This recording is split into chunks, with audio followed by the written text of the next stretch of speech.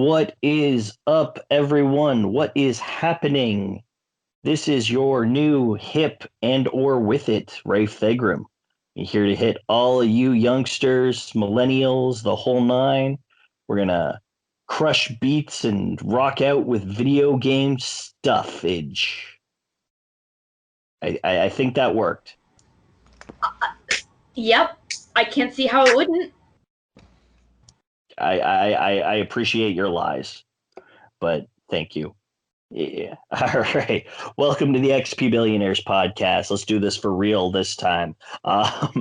Is Rafe Fegram here, always trying something new and different to rope in the new types. Failing miserably at it, as you can clearly tell, but here we are. I am joined by Sky Knight and the Melzerker, assuming they haven't run away in fear at this point. Let's find out. Sky, you still here? And how are you doing? I'm here. I'm good. Running away would take energy. I don't have that. So that is fair. That is why we record on a Sunday, people. You may get this on a Friday or whatever day you decide to download this episode, but we record on Sundays after we're all so tired from a great weekend of video gaming or working or whatever it is, because the whole 9 to 5 thing doesn't really exist for the average Joe anymore.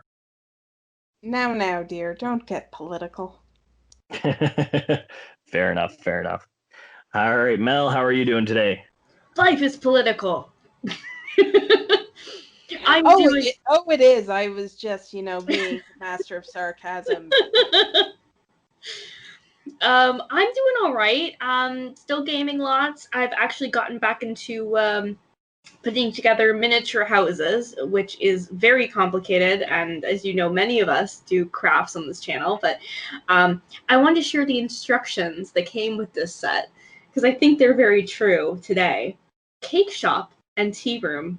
There's always time for tea, and there is always room for cake. Let's have tea together. Drink tea, be happy. That's good advice. It is good advice. There's always room for cake. There's always time for tea. Yep. Do you know what this reminds me of?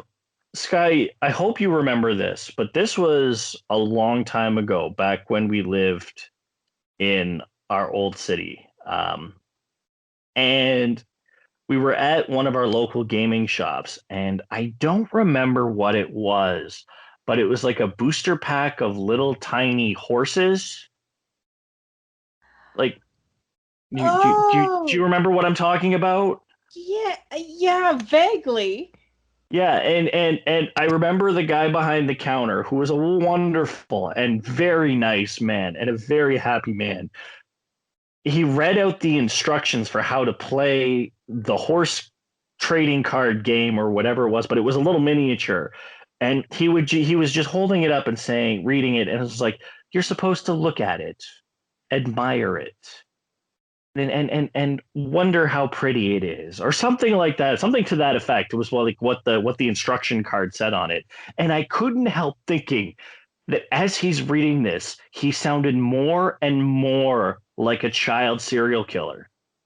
Yeah, because he did it absolutely po-faced. Oh my God, absolutely. Because he was one of the only people I've ever met who could do that absolutely. I know. And if by some random fluke you happen to be listening to this and you remember this, you know who you are, and we absolutely adore you still, even after all these years. You've probably even forgotten about us at this point, and that's okay. But oh my God, that is exactly what, Mel, you just described. That was the first thing that popped into my head. I don't know why. Yes, it was the pretty pony game. And yeah. Basically, and yeah. Belisara, that was it. That's what it was called. Yes. Belisara, you're right. Yeah. Oh, yeah. Yes, it finally clicked in my head. Haha, take that, internet. I didn't need you this time. I like you at this time, because you're like, I definitely do need the internet. Please don't leave me. Yeah. Oh, absolutely. All right. Well, now that we've gotten some abstract silliness out of the way, let's get into today's topic. And today's topic is Saving. Probably one of the most useful mechanics in an RPG. Without it, they really could not be as long and fleshed out as they are. You know, as we all know, the saving mechanic has evolved in so many ways over the years. Some have been more practical over others, and some have made more sense in their ways and methods than others.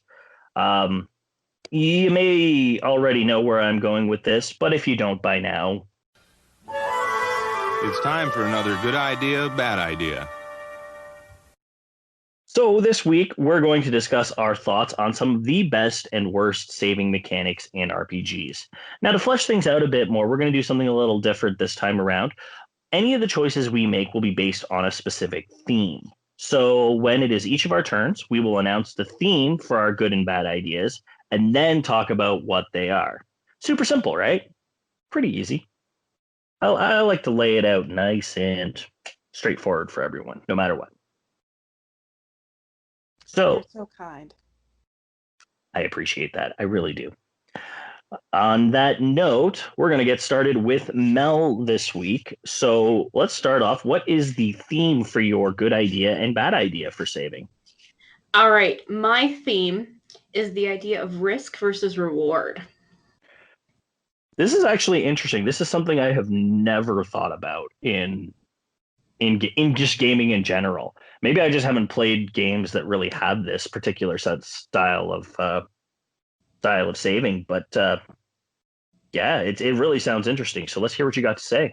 Yeah, I mean, it's definitely, and I was just thinking about it. I was like, I really want to talk about this. And the games I have are not super, RPG focused, but it's an interesting concept. And I think there are some games definitely use it. But I'm going to use my good idea first. So if you guys have played Shovel Knight, it's a really fun, cute little game.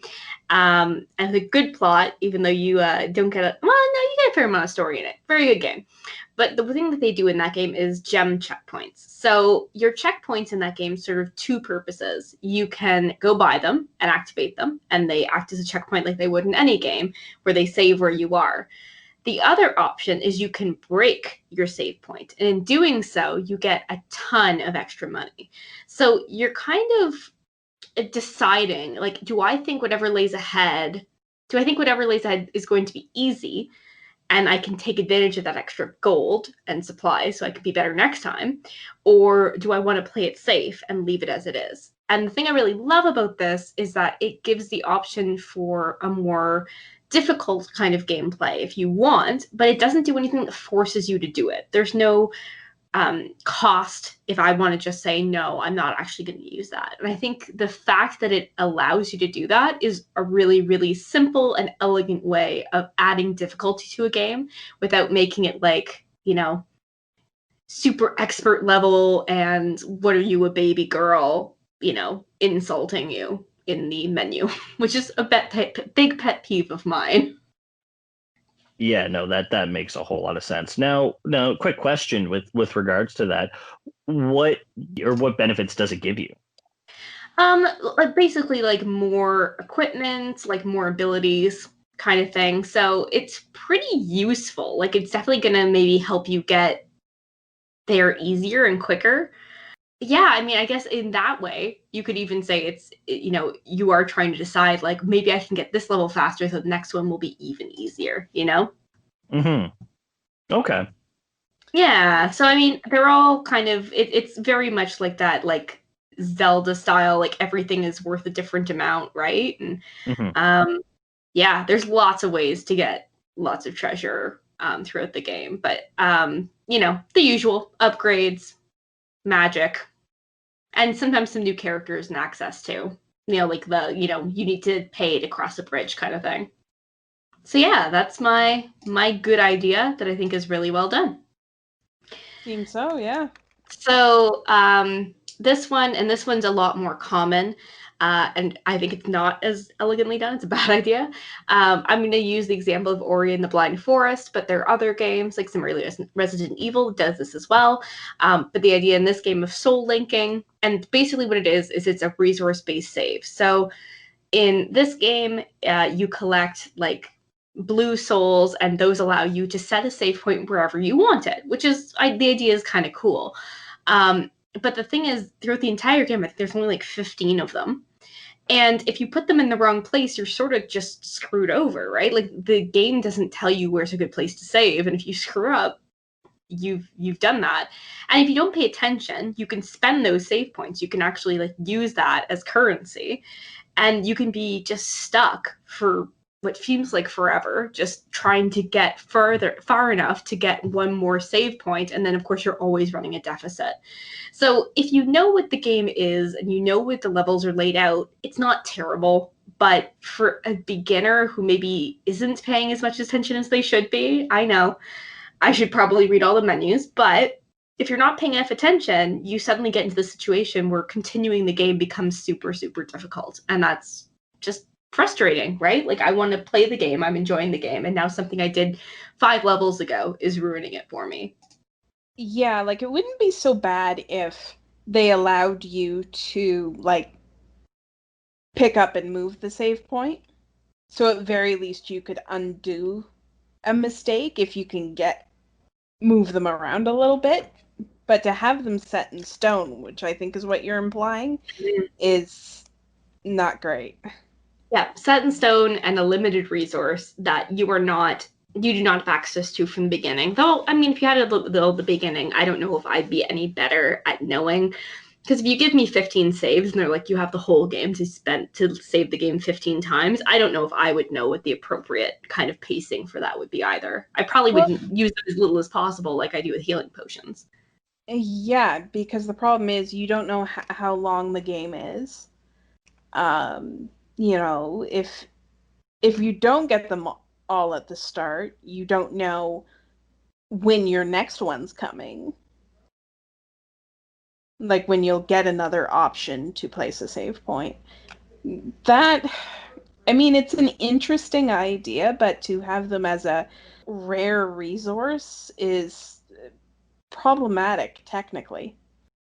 I completely agree with that. I think that, like, even I remember that in Final Fantasy VII, you actually get one save point that you can place wherever you want at the final dungeon. I remember that being a thing. So, yeah, I don't even remember if or where I put it. I think I put it right at the beginning for some reason. I don't know why, but I did. But it's literally one, and I don't even remember if there were other save points down there when I went. So I don't think there was. I think that was the point. And that just seems like a bad idea.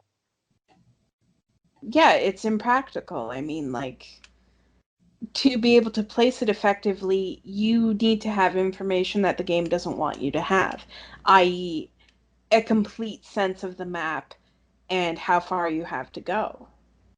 And it feels like sometimes games get into this thing where whoever was testing the game just didn't have these problems, or they had played it enough that they didn't realize.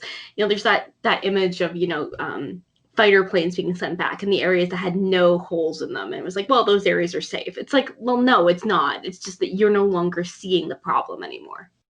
Well, that's part of the thing with playtesters too. Like, they have to play through these games over and over and over again for like QA and stuff.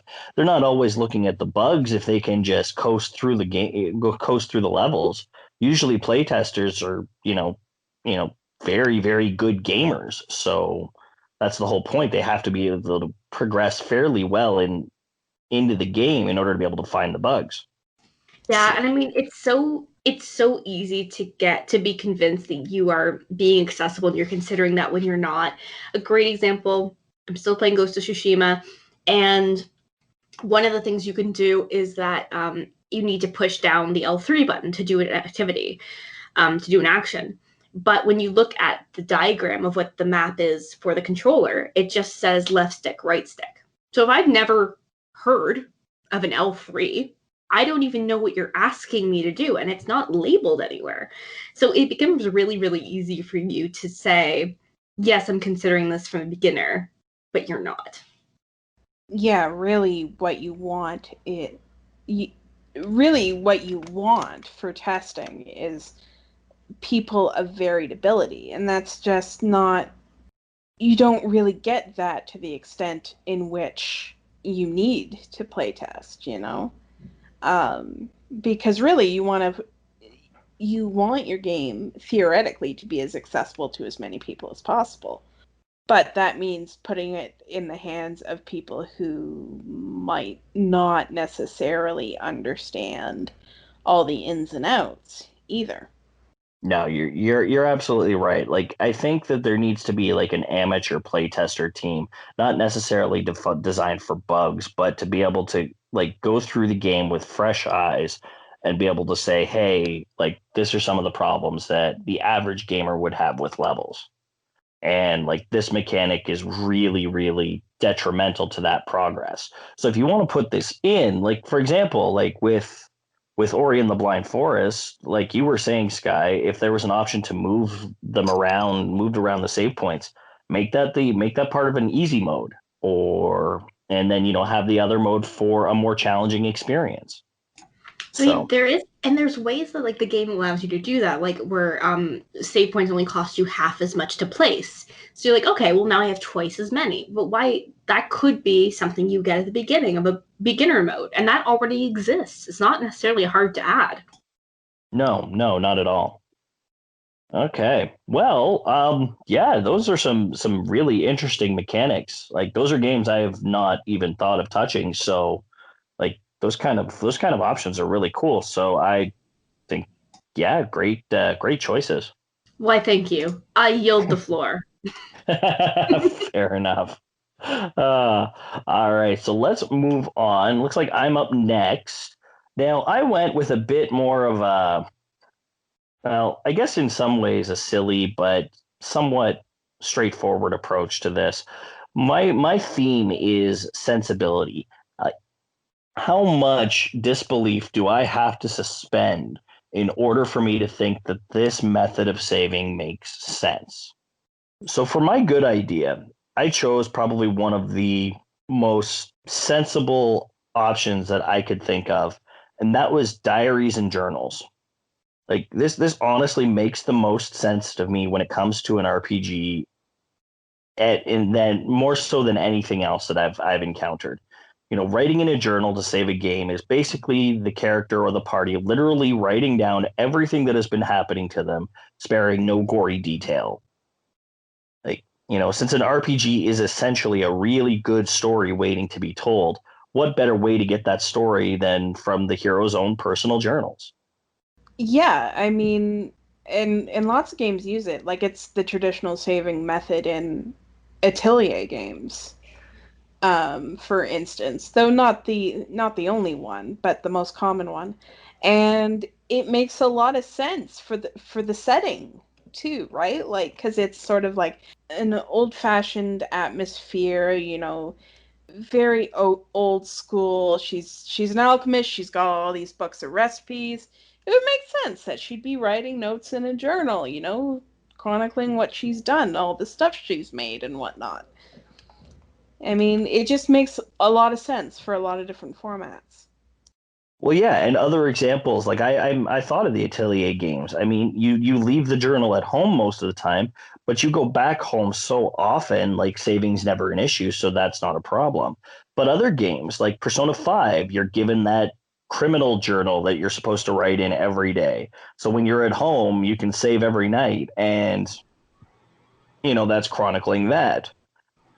In Trails in the Sky, you carry your Bracer notebook everywhere, which basically lets you save almost anywhere in the game. So, and as a Bracer, you have to jot down everything you're doing. So, I never really thought about it that way. Like, yeah, I guess that's ultimately what it is. I never thought of it being connected to saving, that Bracer notebook, I mean. Um, yeah, and that may not have been the actual intent, but the fact of the matter is, you're given that book almost right at the beginning of the game before you even think about saving. So when that finally comes up, it's like, oh yeah, I'm just going to be jotting down what's going on in the Bracer notebook. Like that's basically what you turn in to report your quests and get paid. Like, yeah, I mean, the Bracer, like everything you do goes in that notebook, so it makes perfect yeah, sense. exactly. So yeah, so having a journal, having something to write into to record your life, that is the most sensible method of saving I could ever think of. Now, but what was my bad idea? Now, my bad idea is essentially random objects. So, like, I can suspend my disbelief pretty far, but when I'm running around a TV world in Persona 4, that's already pretty surreal to begin with. To think that a blue butterfly has the power to just record everything that I've been doing and allow me to come back almost seems like asking a bit too much.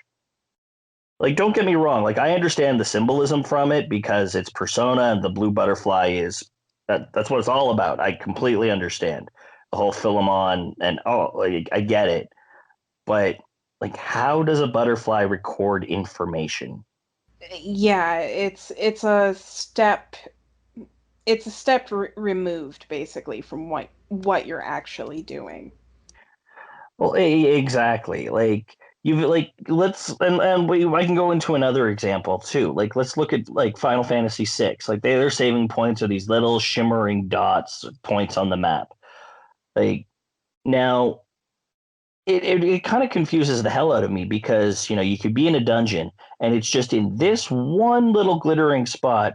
Not only can you save, but you can also put up a tent and heal up your party. But at the same time, I've seen so many open spaces that would fit that tent at any given time. Why is it this one spot that I can put a tent up? Like, come on, like I don't get it.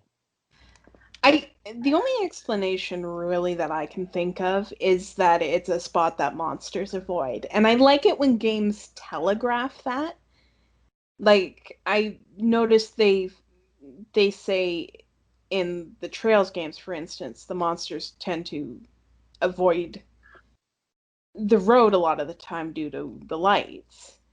Mm-hmm. Or there are other games where they've used lights like that. Oh, Xenoblade. Yeah, there's a couple spots in Xenoblade where they say, well, monsters don't like it over here, so we can rest, or something like that. Or this light Yeah. keeps monsters away. Yeah, and that works all well and good. But like with Final Fantasy VI and with a lot of games, they essentially just break the fourth wall. Like somebody walks up and says, "Hey, what's that?" "Oh, well, that's a save point. You can do this to record your game." I'm like, I like give me a better explanation. Give me something that makes a little more sense. At least Trails of Cold Steel, like when you're in the dungeons, it's like, oh, this is an orbal recharge station. It'll recharge it. Basically, you can put your orbment here and it'll essentially charge up its batteries, and that heals you, or it gives you the orbal energy to cast your arts to heal, or whatever you needed to do. Like that makes sense to some extent, but like don't break the fourth wall and just say, hey, this is a save point. You can save here. Like who else is going to use this spot, this save point? Like it's essentially meant for the fated crew that you're playing with. Like nobody else is necessarily going to use it, so why explain it as such? It's nice when there's an in-setting explanation for these things. Mm-hmm. Mm-hmm. Yeah, I would much prefer that rather than some of these games that just don't even try. There's like, oh, this is a save point. You can save your game here. Like, I don't know. Maybe that's really what bothers me the most is that, like, the blue butterfly still bugs me because it's really not a thing that is meant to save. So when something like that happens, like that kind of throws me off. But I think in general, it's just like if it's immersion breaking, I think that's what bothers me the most. So yeah, so those are my saving methods that have come up. So we've got one last theme left to go on, and that is going to come from Sky. So why don't we hear what you've got to say?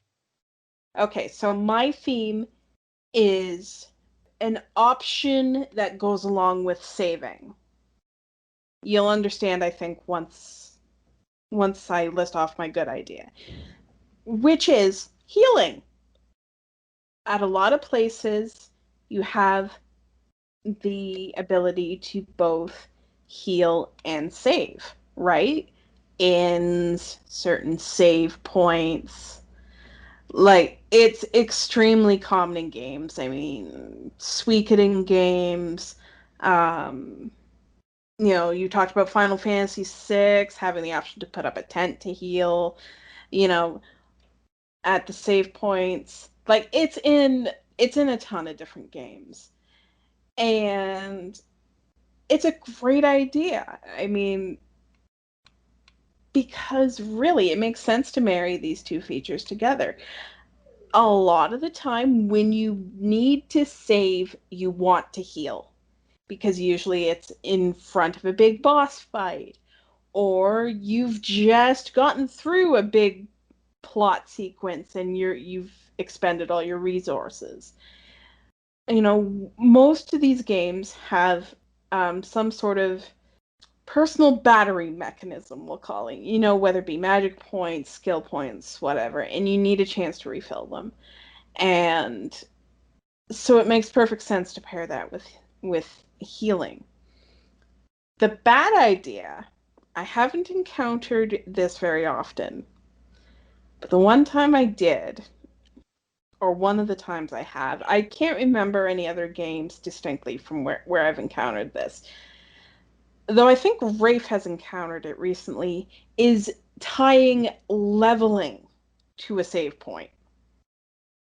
I And can't think of a game that has done that other than the one you're going to describe. But yeah, it's Baten Kaitos Eternal Wings in the Lost Ocean, which is a dear favorite of mine. But oh my god, just give me my experience. When I do the fight, like you do the fight, you get the experience. Like, why wait? And it also means you can't get progressively better while fighting your way through a dungeon. Also, if you miss that save point, God's help you. The consequences of that are so much more severe this way. So, do not recommend this. Don't do this. And most games don't. Yeah, it's because it's dumb. I think you really hit the nail on the head with the that you can't improve throughout a dungeon is really problematic, or throughout a process. Part of the problem, well, not problem, part of the thing about power leveling, or just trying to get as much as you can because you're struggling with something, is that you can get better. And if you're just kind of stuck, it just gets in that repetitious loop where it's just, why am I still here? Please let me out. Yeah, because you're stuck at the same difficulty at the moment you enter a dungeon to the first save point, which might be the only save point. And so, it makes all the fights with the same creatures the same level of difficulty. That really doesn't help in terms of scaling up to get better, or even just to vary up the fights. The first few are a little harder, but you get through it and you're golden. No, you're stuck at that same difficulty you had from the start. Not ideal. no, you're absolutely right. Progression is everything. You don't necessarily have to be a level-based progression system, but there needs to be some way to do it as you go to make, just to keep that scaling difficulty, just keep yourself on par with it more than anything else. So yeah, I completely agree. That is a big issue, and I'm glad it's not often, but I think they realized that was a big problem. Yeah, I mean, you want a certain amount of difficulty fluctuation up and down to make things interesting. Just you don't want difficulty to be a straight line, No, because then it's just the rhythm becomes so very predictable. yeah, no, you're right. You're right. All right. Well, that is it for our discussion about saving. Are there any save methods that you think are really cool or not so cool? Let us know. So you can do that by reaching out to us all by email. You can do that through xpbillionaires@gmail.com, or you can hit us up on our social media if you want to chat with us one-on-one. You can find me at Billionaires XP on Twitter, or check out my Gunpla Instagram at Rafe Thegram. Sky, where can everyone find you? I'm at SkyKnightXP on Twitter and SkyKnight.xp on Instagram. And Mel, where can everyone find you? Instagram, Feminist Gamer. Twitter, Feminist Gamer 3. Also D&D, Darkness and Dragons. Check it out. Wow, that was so concise for you. It's very different. Boom, boom, boom, boom, boom. Not bad at all. Although you are allowed to use more words. I have not forbidden you words, you know. One of these days, you're going to give me an episode where you're like, you get 50 words. Go. Game, good, but... You know what? That'd be a fun challenge for all of us, but I would not put that on just you. Don't worry. If I'm going to torture people, it's the whole group, including myself. No worries there. We appreciate your largesse.